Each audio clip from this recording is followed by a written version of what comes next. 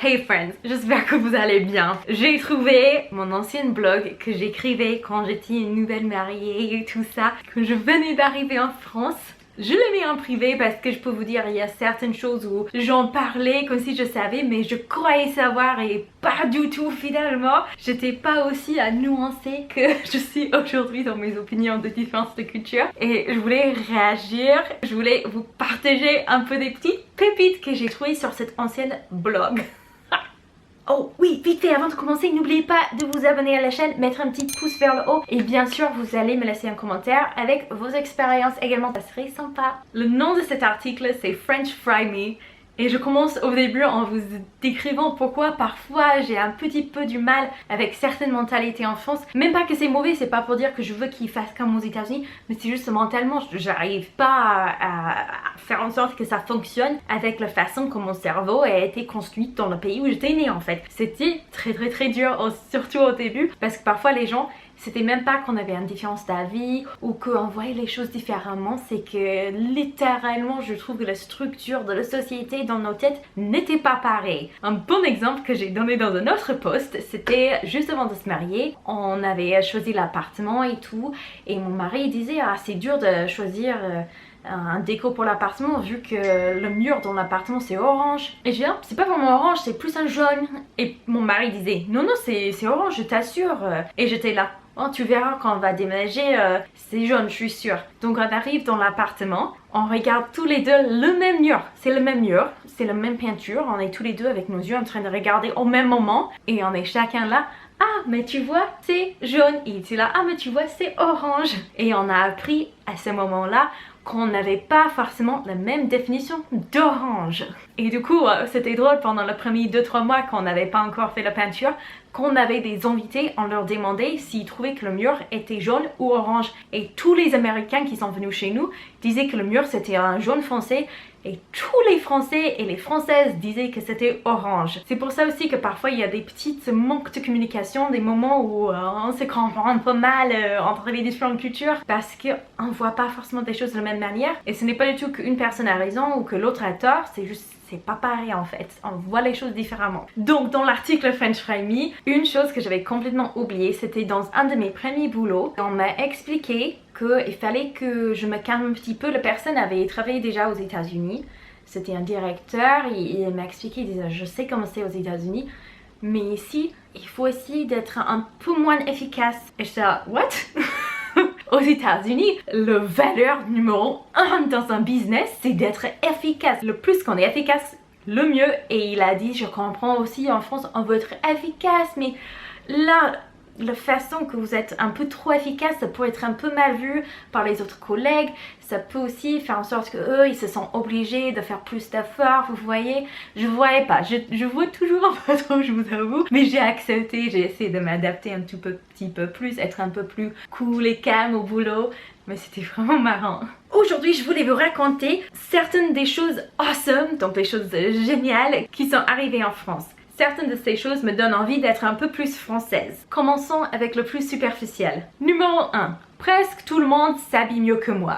Ça c'est toujours vrai, même à la fin. Gardez en tête que j'étais en France que pendant genre un an à ce point, ça faisait pas très longtemps. Non, vraiment, même ma nièce de 4 ans s'habille mieux que moi.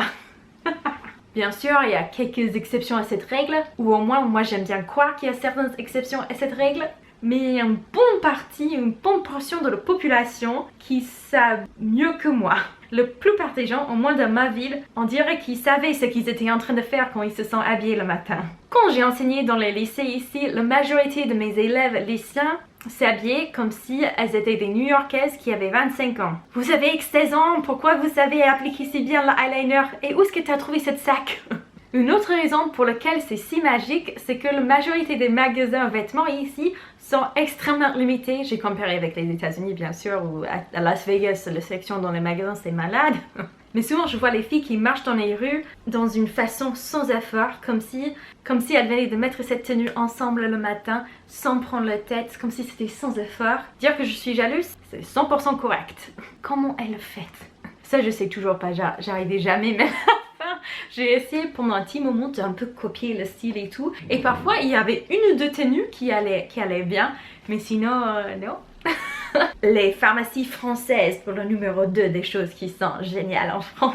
Donc les pharmacies, vous m'avez entendu parler de comment ils sont géniaux leurs produits de beauté, mais ce que j'aime le plus, c'est leur service clientèle. C'est vrai que les Français, ils ont une réputation pour le service clientèle qui n'est pas terrible, et je les appellerai pas mal polis, c'est juste que c'est un peu plus froid que le service clientèle aux États-Unis, un peu plus distant, alors qu'aux États-Unis parfois on va aller au-dessus de ce qui est demandé en fait dans le job pour faire en sorte que les clients soient heureux. Et c'est pas qu'ils sont mal polis, j'essaie d'expliquer ça, c'est juste c'est une autre façon de fonctionner en fait. Ceci est particulièrement vrai pour les gens qui travaillent pour le gouvernement. J'ai eu en tant qu'immigré beaucoup d'expériences extrêmement négatives avec l'administration d'immigration personnellement. Après chacun, je vous avais fait toute une vidéo, je vous invite, je laisserai un barre d'infos d'aller voir la vidéo, mais c'est marrant. Non, mais ça l'était pas vraiment dans l'époque, j'étais toujours stressée par rapport à ça. Cependant, il y a une belle exception, c'est les gens qui travaillent en pharmacie. Depuis que je suis arrivée ici, j'ai rencontré qu'un pharmaciste qui n'était pas très gentil. Voici ce qui arrive en France quand vous êtes malade. Vous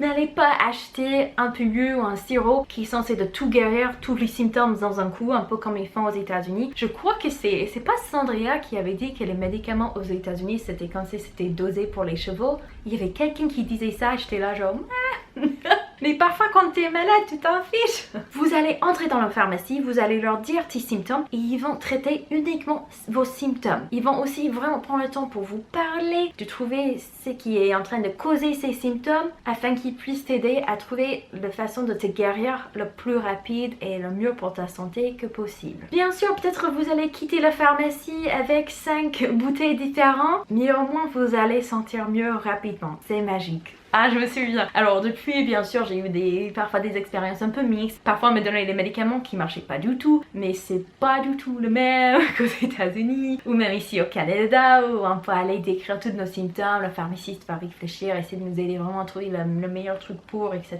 C'est bien un peu plus court et justement un peu plus froid avec les pharmacistes, selon mon expérience ici. Donc en France, j'aimais beaucoup cette expérience, voilà. Et comme pour toutes mes vidéos, le fait que j'ai eu une expérience qui est différente que le vôtre, ça ne veut pas dire que votre expérience n'est pas valable. Ça ne veut pas dire non plus que mon expérience n'est pas valable. Numéro 3, c'était les congés maternité. Bien sûr, au niveau des droits des femmes, je vais pas vous dire la France c'est le meilleur pays au monde. Peut-être ça l'est, peut-être ça l'est pas. Tout dépend des avis, il y a plein des avis différents. Je dis ça juste un disclaimer pour éviter des commentaires des gens. Non mais la France il devrait faire comme ça. Vous voyez, je dis que personne n'est parfaite, mais ils traitent des femmes enceintes comme les DS.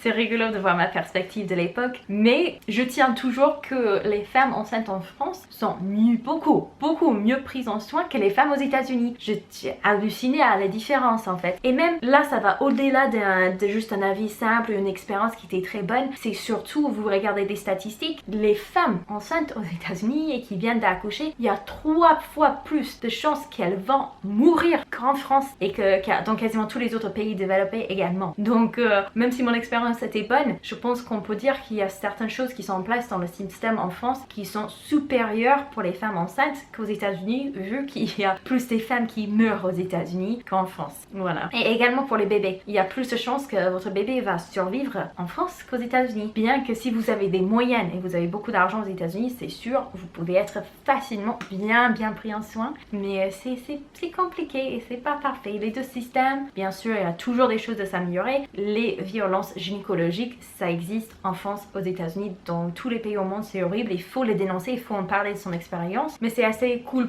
quand même que vous avez beaucoup plus de chances à survivre votre grossesse et accouchement en France qu'aux États-Unis. Hein? Avec ça, je vous fais d'énormes bisous, je vous laisse le playlist pour Vlogmas dans le barre d'infos et j'ai hâte de vous voir encore demain. On est à quelques jours de Noël, c'est fou, mais on va arriver, ça va être trop bien, je vous aime très fort, ciao. Et un gros merci bien sûr au Patreon, c'est grâce à ces personnes qui sont abonnées à mon Patreon que j'arrive à continuer à gérer cette chaîne. Je vous aime, ciao.